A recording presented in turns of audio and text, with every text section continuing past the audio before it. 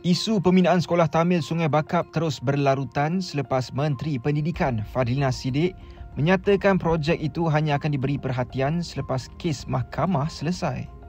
Menurut pengerusi MIC Pulau Pinang, Datuk J. Dinagaran, kerajaan sebelum ini telah memperuntukkan 3.5 juta ringgit untuk pembinaan sekolah, namun dana tersebut didakwa telah digunakan oleh pihak tertentu yang kemudian membawa kes ini ke mahkamah.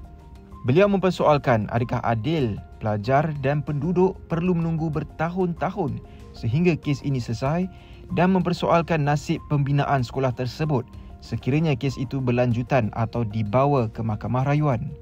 MIC juga menegaskan bahawa semasa PRK Sungai Bakap tahun lepas, isu ini tidak pernah dimaklumkan kepada penduduk dan mereka kini menuntut jawapan yang lebih konkret.